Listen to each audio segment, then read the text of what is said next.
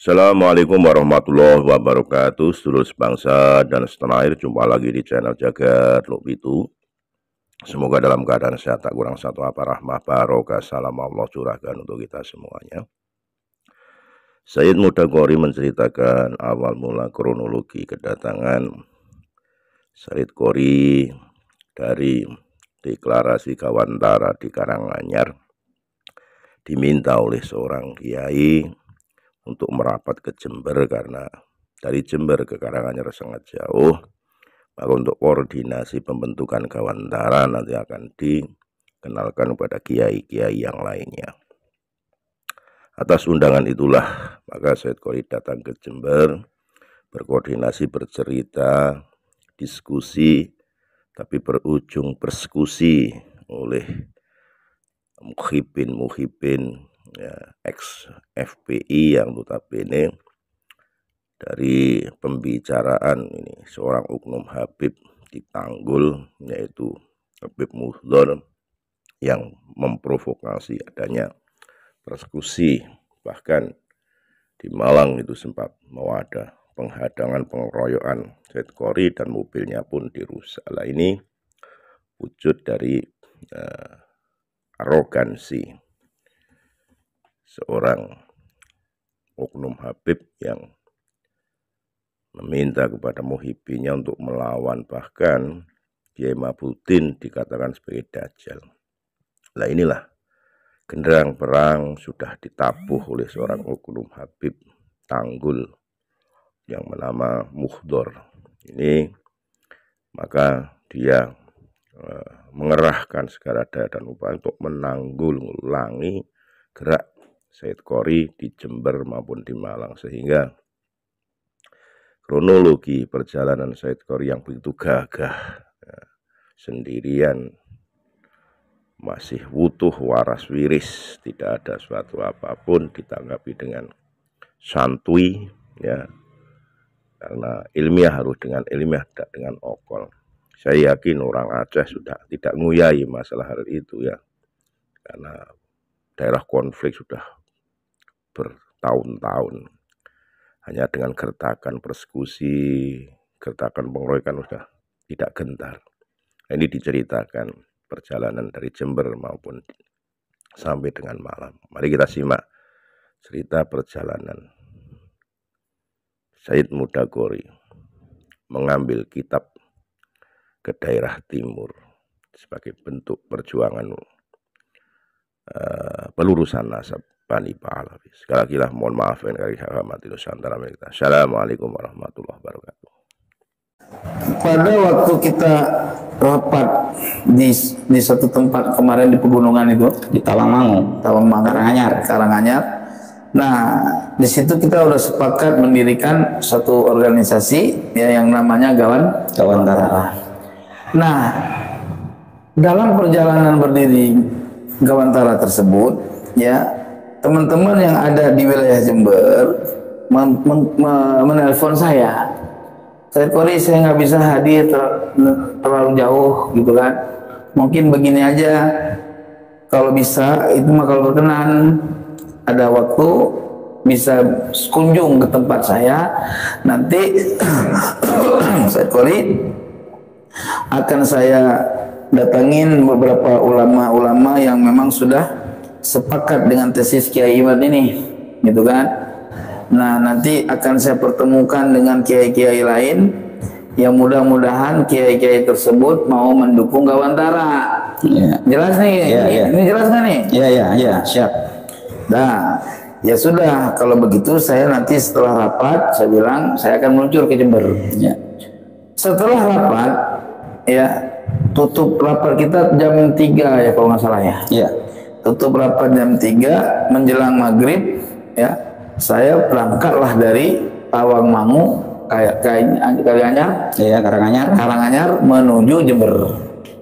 Sampai di Jember, sebelum sampai di Jember saya berhenti dulu di Pasuruan ya. Nah, saya nginap di Pasuruan, berangkat lagi jam 10 ya, berangkat ke Jember, mampir di sebelumnya mampir di mana itu? Di Bukan. Habis dari Pasuruan. Habis dari Pasuruan mampir ke Sidoarjo.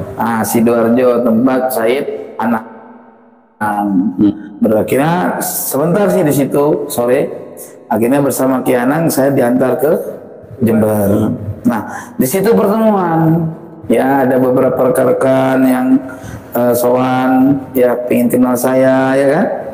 Nah, lalu di situ ada pertanyaan diskusi sambil ngopi. Saya jelaskan tentang nasabah Alawi palsu dari beberapa arah, ya kan?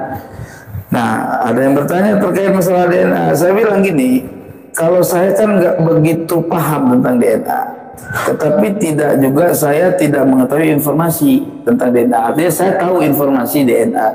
Intinya bagi saya terlepas DNA itu apa wajib atau tidak, bagi saya nggak ke situ arahnya. Saya menjelaskan kepada mereka, ketika nasab ini bermasalah, kan gitu ya, secara kajian turas, kajian ilmiah, ya, Kiai Imad ini masih legowo, gitu loh. Saya juga masih legowo ingin supaya Habib ini benar jadi juriat Nabi. Paham nggak kira-kira nih? Iya. Gitu loh. Bagaimana caranya? Uang dari nasab nggak bisa dipertahankan, palsu nasab mah. Nggak bisa dipertahankan. Nanti akan saya kupas kalau perlu. Maka siapapun yang ingin mengetahui, ayo bikin diskusi, gitu. Bukan saja dengan metodologi ilmu nasab sekarang. Metodologi terkonfirmasinya Said Ahmad itu wafat dan lahir tahun berapa aja sudah jauh panggang dari api daripada kitab-kitab Alawi ini, gitu. Ya, saya jelaskan di situ. Di mana Said Ahmad bin Isa saja di dalam catatan Mbak Alawi lahirnya 295, wafatnya 345. Coba 295 lahir, ya, wafat 345 berapa tahun? Ya. Kita hitung dulu sebentar biar jelas. Ya. Biar jelas, ya. Ini tunggu. Sebentar, 295 dikurang 345, umur 50 tahun berarti, ya kan? Nah, di dalam catatan ulama yang ada di abad 45, ya, Said Ahmad bin Isa terkonfirmasi bertemu dengan Abil Hasan Al-Ash'ari yang wafat 290. Jelas ya? Berapa? 290 wafat, ya kan? Nah, terverifikasi bertemu dengan Said Ahmad bin Isa di Suriah. Jelas nggak?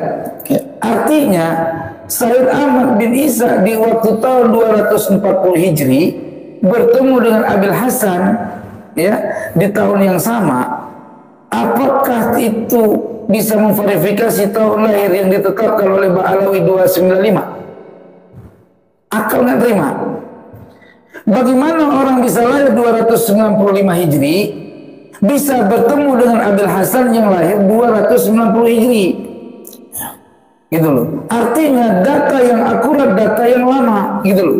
Yang lama terverifikasi, ya, bahwa Said Ahmad bin Isa bertemu dengan Abil Hasan Al-Ash'ari sekitar abad tahun ini, dapat terkonfirmasi, gitu loh.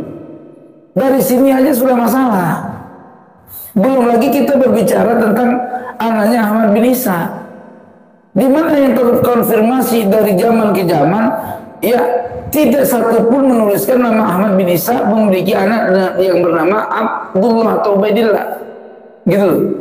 Terlepas ada pengakuan kitab sejarah beberapa kali ragukan apa segala macam. Intinya dari semua kitab yang ada, walau yang menyebutin satu ataupun dua, tidak sama sekali menyebutkan Ubaidillah sebagai anak Ahmad bin Isa.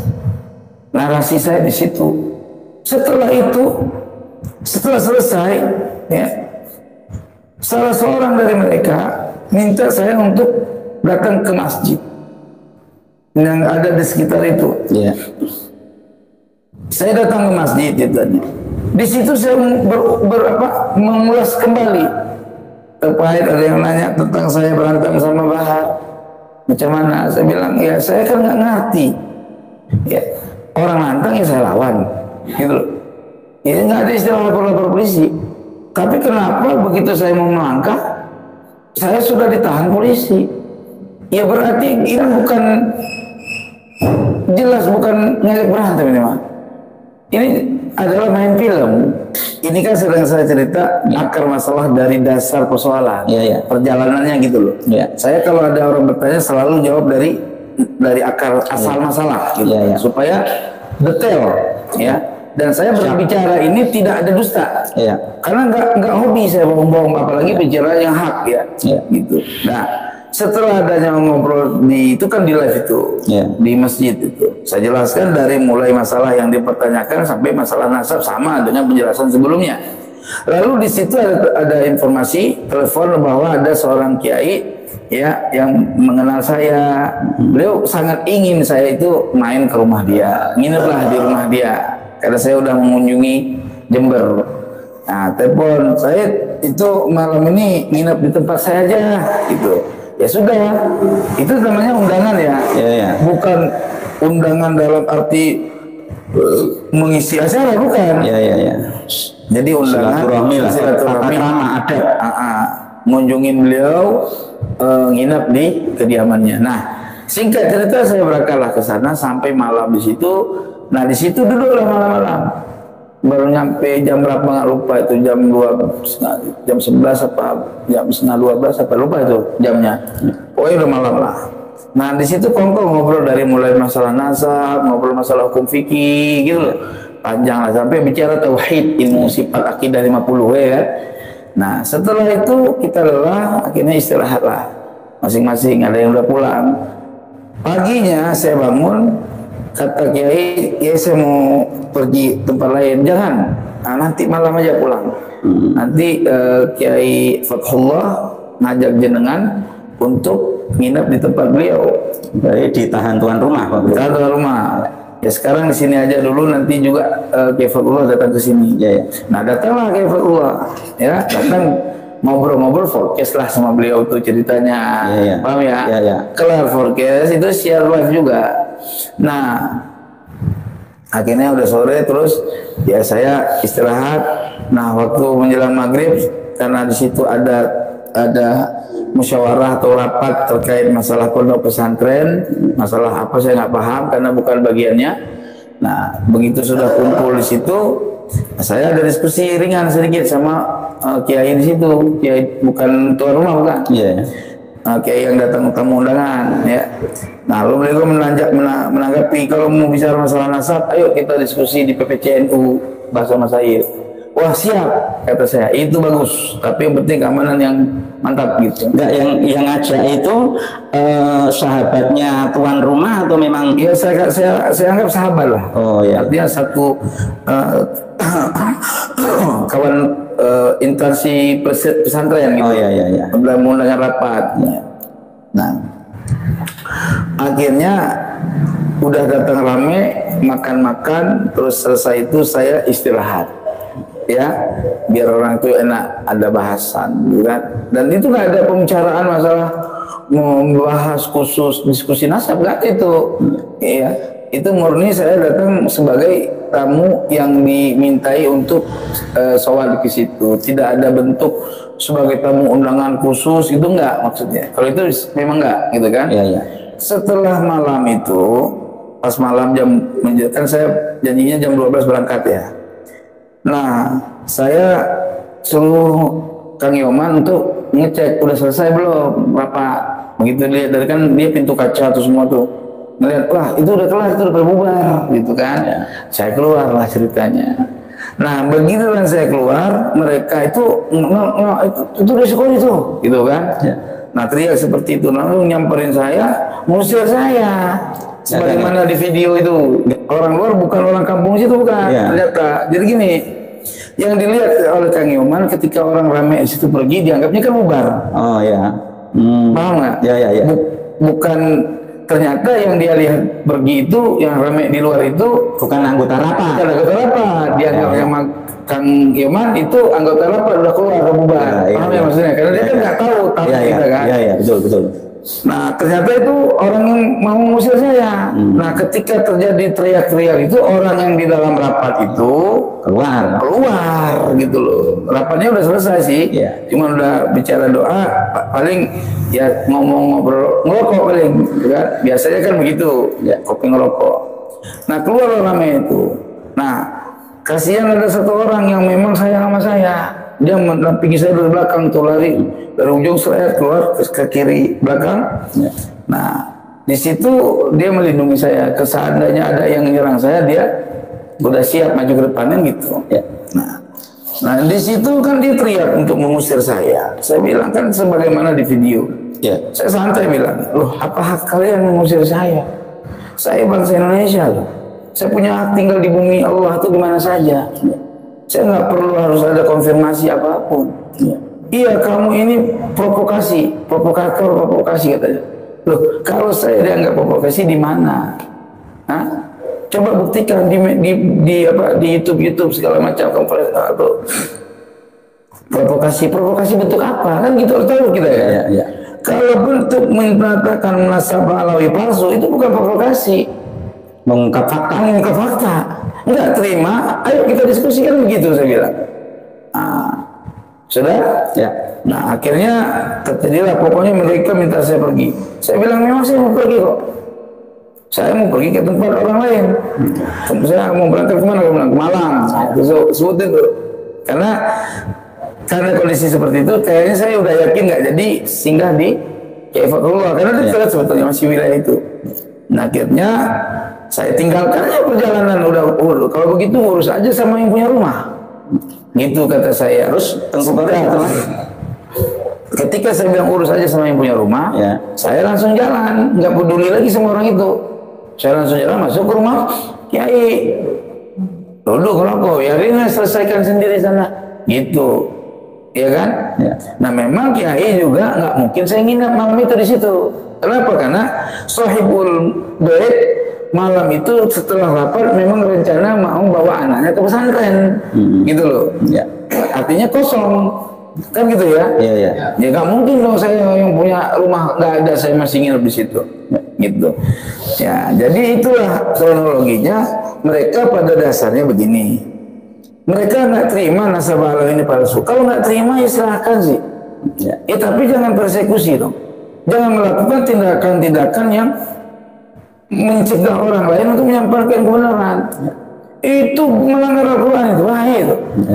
Wa mimman aghlama mimman masajid Allah. Ya, sebagian orang yang paling zalim itulah orang-orang yang menghalang-halangi untuk memakmurkan masjid Allah. Jadi memakmurkan masjid Allah itu bukan berarti hanya sebatas ibadah sholat di masjid, ya kan? Jangan sholat di masjid itu bukan seperti itu aja. Mengungkapkan satu kebenaran, dicegah, itu adalah perbuatan yang paling zalim, yang nggak pernah terjadi dari zaman ke zaman, gitu loh. Nah, oleh sebab itu, karena pemilik rumah ingin saya keluar dari rumah beliau itu dengan selamat, dia teleponlah Babinsa Bimaspol untuk mengawal saya. Kalau bahasa saya gini, saya Tori dalam kejadian ini hanya ini kemampuan saya untuk supaya antum aman pulang, gitu loh. Itu jelas. Oke. Nah sekarang saya tambahin itu.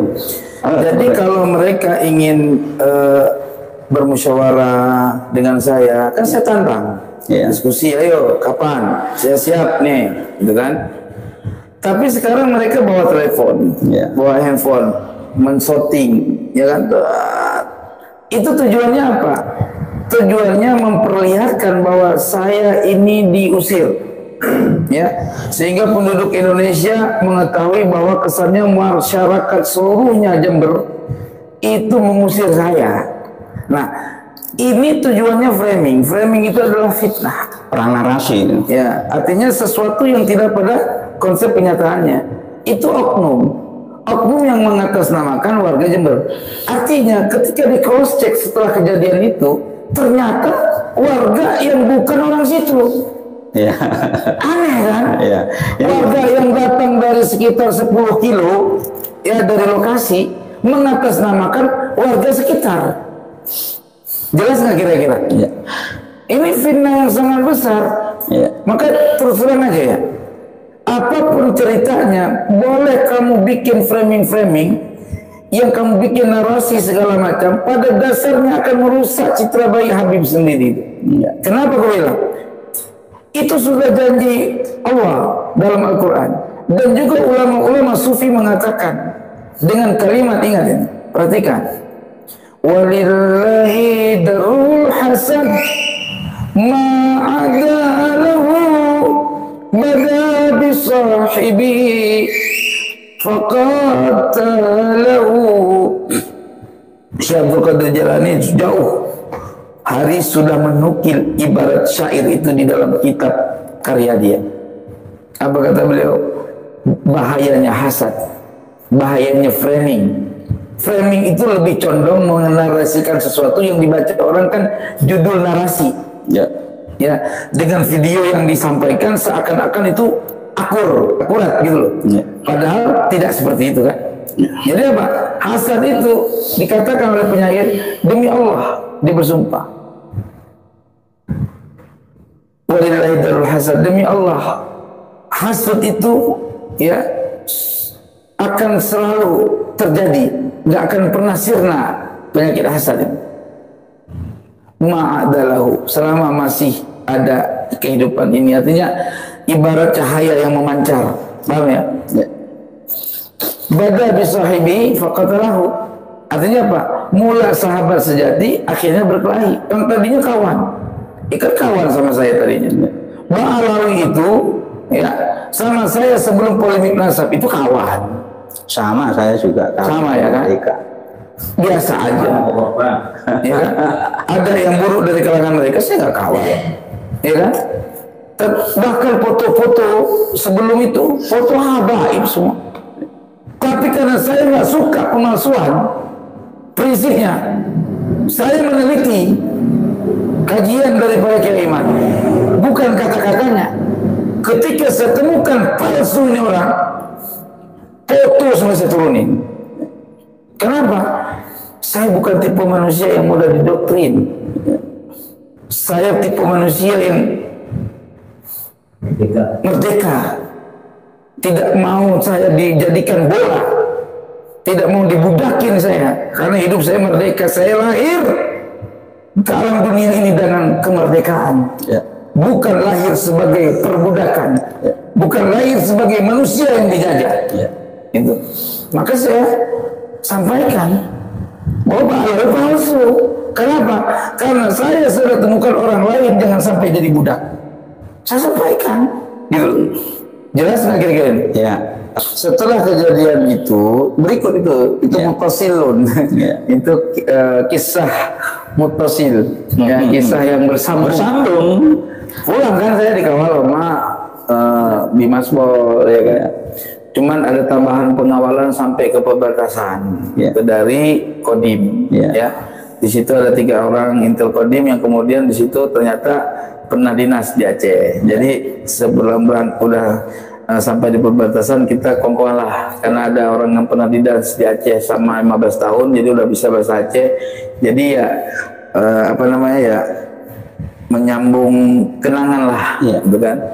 Nah sampai selesai itu saya lanjutlah perjalanan menuju Sidoarjo. Sidoarjo ya? Iya. Sidoarjo. Sidoarjo. Nah mampir di rumah Yoman ya, Gus Yoman. Mampirlah di situ. Artinya karena kita istirahat di situ pagi dan sampai malam.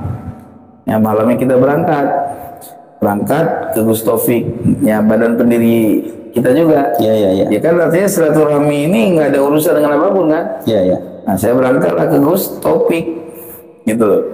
Nah setelah sampai di Gus Taufik, begitu keluar tol, diteleponlah sama Abi Majalis. Gimana posisi? Saya dengar-dengar udah masuk ke wilayah Jember, gitu kan, viral tuh. Iya. Nah, dia tahu. Nanti ditanya kalau untuk mampirlah ke STMJ saya. Apa tuh STMJ? Pokoknya susu, telur, STMJ, susu telur madu jahe. Nah itulah ceritanya. Dia punya warung itu, ya kan? Iya. Nah, karena beliau sebagai sahabat ya, nawarin ya. Nawarin. Udah mampirlah, gitu kan? Mampir di toko STMJ. Karena beliau itu kiai, toko itu jadi tempat ngaji juga. Baca kitab. Ih keren ini, ngaji apa tuh? Ketemuin. Nah bahaslah itu tentang seputar masalah-masalah hukum pada bab najis di situ. Nah sampai datanglah teman-teman yang lain pada melihat saya di video, di foto itu, antusias tuh teman-teman. Pada datang yang LBM Bahsul Masail NU, ya kan? Saya datang rame-rame, ada sekitar berapa orang ya? 10 orang lah kurang lebih. Nah datanglah berat kumpul di situ, terjadilah obrolan masalah nasab sedikit. Karena saya itu nggak boleh terlalu malang ke rumah Gus Taufik, kasihan orang menunggu sampai tidur kan nggak baik. Nah saya bilang udah stop dulu dah, pusing kita, gitu kan. Saya ada waktu tempat lain yang mau mampir doang kata saya. Besok kita ketemu lagi. Ya udah nanti malam minggu jenengan kemari kita diskusi. Gitu loh. Kita diskusi santai sama teman-teman di LPMNU. Gitu loh. Udah paham ya? Diskusi yang baik tanpa ada wah ya enggak lah, kita kan orang ilmiah. Gitu. Oke, sip.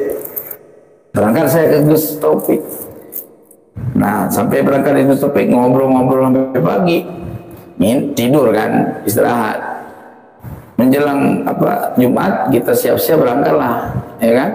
Nah, karena kami masih safar, ya kami nggak sholat Jumat, ya kan? Jamaah sholat zuhur asar, tapi di waktu asar. Nah, setelah itu saya niat mau ke Gus Rijal. Tapi karena saya tahu hari Jumat di Padang, saya mampir dulu ke Abi majelis saya yang tadi malam. Ya saya telepon, Bi, aku lupa rumah sampean, gitu. Kayak share lokasi. Nah, karena saya mampir di STMJ, nggak usah share, ajak santri aja nganterin, gitu loh. Ya udah, tak ajak santri nganterin, sampailah ke lokasi.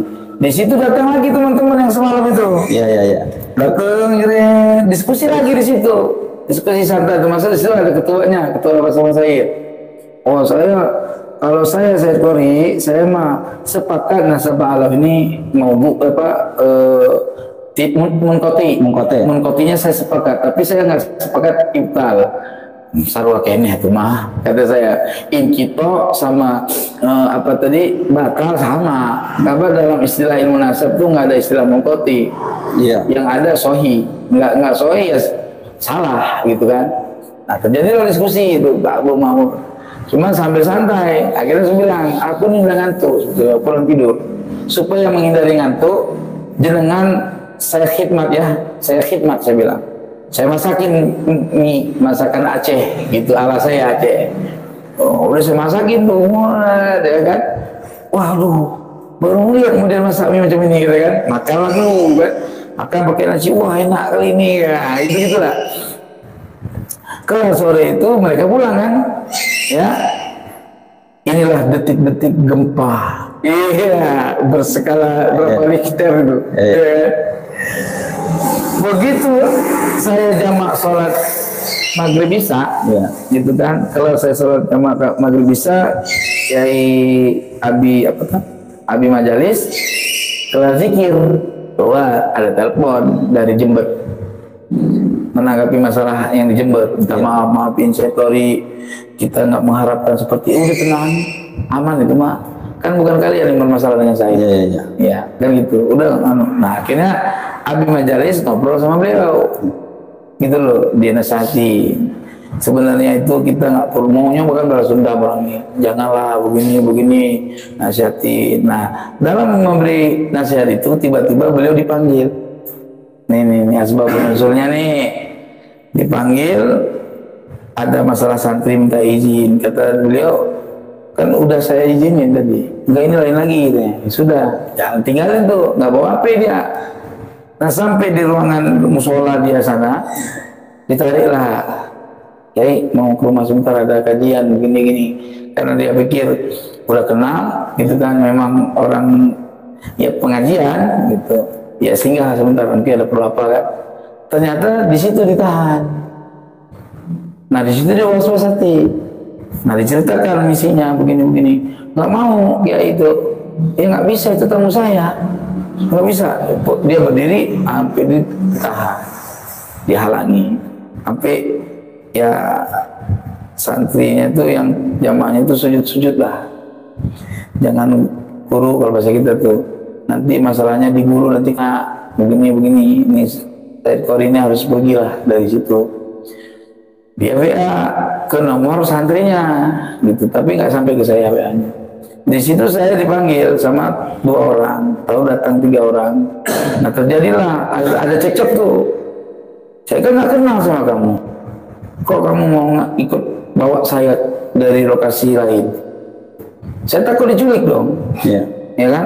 Jadi mereka mau naik mobil saya, mau ngantarkan saya jalur aman gitu loh. Terus saya udah tahu orang kok, nggak kenal siapa dia, gitu loh. Waspada lah. Waspada lah. Ya, betul. Mendingan saya jalan sendiri dengan cara saya. Jalan sama dia nih, Cen. Gitu keluar dari pesantren itu. Nah ketika saya keluar, itu motor ngikutin, Cen. Gitu. Enggak, motor itu yang rombongan yang mau nganter itu enggak? Nggak tahu saya. Nggak tahu. Udah bukan itu. Ya. Saya berpikir bahwa ini saya dibuntuti. Ya. Mungkin cari tempat yang aman, yang sepi. Di situ saya mau mungkin eksekusi. Firasat itu muncul, wah ini nggak benar. Nah saya telepon teman-teman nih, tolong perhatian ini ada gambaran saya punya pandangan kalau saya ini akan dilakukan tindakan kurang baik ini. Ada yang mengikuti saya nih macam-macam. Teman-teman panik kok. Ya. Akhirnya saya Qori, pertama untuk keamanan jangan jalan ke tol, ya nanti bahaya. Langsung putar arah nyari ke kantor polisi atau ke Koramil. Ya kan saya panik lah. Ya udah, ketiklah Koramil, masih dekat, ikut cut sampai Koramil. Begitu saya melok ke Koramil, ya. Seret berhenti. Mereka motor itu ada beberapa orang berhenti. Habis itu jalan lagi gitu kan. Nah ketika itu saya ngomong sama anggota Koramil yang ada di situ, minta perlindungan lah, saya dalam kondisi begini. Saya perkenalkan diri kalau saya ini pembahas nasab begini. Oh ya yang di situ, ya. Saya tunggu sini nggak apa-apa, tak aman nih. Gitu. Dia masuk ke dalam, ya. Pakai baju seragam. Nah sembari itu saya komunikasi teman-teman yang lain untuk mendampingi lah, gitu. Alhamdulillah Gus Rijal langsung saya. Nanti santri saya semua ada beberapa orang datang menemani antum di sana, ya. Mengamani. Ya, jangan pergi tanpa saya datang ke situ. Artinya dia pun punya penangan, takutnya ada orang atas nama Gus Rijal nyari ngambil saya bawa entah ke mana kan. Ya. Jangan pergi kemanapun sebelum saya datang. Antum membawa nama-nama saya, gitu paham ya? Ya. Nah saya udah saya nggak pergi kemana-mana itu. Ya. Datang semua udah, akhirnya saya berangkatlah ke rumah Gus Rijal. Ini siapapun yang mendengar ini bukan rekayasa, saya nggak pernah cerita bohong. Begitu yang saya cerita, begitu kenyataannya. Nah, berangkat saya naik mobil, diarahkan mobil lain oleh Ki Gus Rijal. Ya, naik mobil jamaah, putar arah, berangkatlah ke alun. Ternyata dibuntutin lagi oleh rombongan mereka, lebih banyak pakai motor. Dan itu banyak amat. Saya pikir muridnya beliau nih aman-aman aja. Ternyata dibuntuti. Sampailah pada di depan jalan, di pinggir jalan depan masjid untuk menuju gang ke ponpes beliau, ya. Ke kediaman beliau. Terjadilah berantem di situ. Tapi berantem mulut nih. Ya. Saya turun saya udah di anjing-anjingin itu. Saya mau deketin, ditarik sama dia, ditarik sama yang lain, diamanin ke pesantren. Ya. Lalu setelah sampai di situ, saya tanya sama dia, berantem kan itu? Berantem itu kayaknya beneran berantem, gitu kata dia kan. coba cek lu berantem nggak, gitu dicek nggak, nah dia dimarahin, lu kan gua suruh tunggu Said Qori, udah sono, gitu loh, jangan ngikut di sini. Ya udah datang lagi dia, ini udah kayak linglung nih. Begitu datang ke saya lagi, gimana? Saya nggak boleh ke sana saya, tapi saya lihat ya cekcok doang gitu kan. Oke, lu datang lagi sono, lu video tapi jangan deket-deket, jarak jauh. Datang lagi dia, kena lagi diusir lagi, ya udah. Nah nggak lama kemudian datanglah Gus Rijal. Saya kondisi udah nggak kondusif, antum nggak bisa di sini, harus cabut. Tapi sebentar saya tangani dulu. Nanti setelah, kalau ada perintah dari saya baru jalan. Oke siap. Saya pikir yang strategi pindah kemana. Nggak lama datang lagi santri ngomong, saya diminta ke masjid untuk diskusi. Oh semangat saya diskusi kan? Bukannya mau diskusi. Bukannya diskusi, aja berantem. Udah kerumunin kita. Oh ya. Lah saya kan nggak tahu orang itu. Kemudian saya berdiri aja di depan pintu mobil, saya kan, saya selalu aja, nggak ada. Alhamdulillah sih, hal kayak gitu tuh nggak pernah terjadi persoalan bagi saya, karena udah terbiasa. Saya bukan orang yang baru-baru kayak gini. Di hadapan mata saya itu senapan dulu, jadi nggak ada takut-takutnya, selalu aja, ya kan? Ya wajah kita kan wajah orang-orang yang di waktu malam dalam keadaan nggak mandi misalkan, ya wajar lah, ada jelek gitu. Nah kita masuk mobil gede-gede, bangkung mobil, keluar. Tadi kan saya di luar kan, ngapa saya udah di luar kagak ada yang mau pulih? Giliran saya di dalam di keluar lu, nah, kan lucu. Itu kan gaya kebohongan. Waktu saya di luar nggak ada yang nyala. Waktu saya masuk ke mobil, ngeplak mobil, keluar lu, sama gua lawannya lu, gitu kan. Lah, apa urusan saya senyum-senyum aja, dia masuk. Udah pelangkah lah, mobil nggak bisa berangkat, digedingin, pampung, ya kan. Sampai jalannya ke tol, mau belok ke sini nggak boleh, mau tergedik lagi, udah jalan aja pak, kata saya. Ya nggak bisa sih.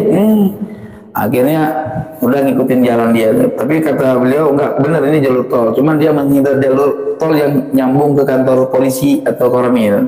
Takutnya kita belok situ gitu, menghindar dari jalur itu. Ya sudahlah, ikutin aja. Nah ikutin, begitu sudah sampai lampu merah yang ke depannya tol, itu di stop mobil di situ.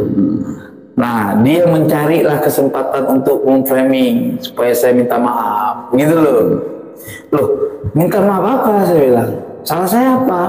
Kamu sudah bikin kacau bahasanya itu. Apa bikin apa kacau? Apa? Keresahan. Oh, ya udah kalau itu mah. Ya udah saya minta maaf sama teman-teman, ya kan? Dan sama warga yang ada di sini di Malang, saya minta maaf. Udah. Kalau nggak saya buat kayak gitu, saya pikir mobil dihancurin. Jadi saya tidak minta maaf terkait statement saya terkait Ba'alawi palsu, nggak ada di situ. Ya kan? Jadi di framing sama saya minta maaf soal nasab, bahwa saya diusir di mana-mana. Inilah fitnah serak, fitnah akhir zaman, gitu loh. Dan ingat, lu boleh terkesan keren dalam perbuatan fitnah, emang kan dari nenek moyangnya kan? Iya kan, kerjaannya begitu. Dari nenek moyangnya pendusta. Udah terbiasa dong, mahir banget. Lu buktinya amal fakir mukaddam nggak ada orangnya diadakan.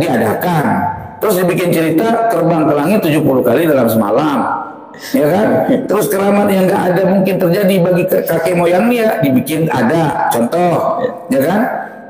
Nah, kakek moyangnya lahir begitu brojol dari perut, ya kan? Malaikat brojol dari perut sampai mati, malaikat libur mencatat baik dan buruknya orang.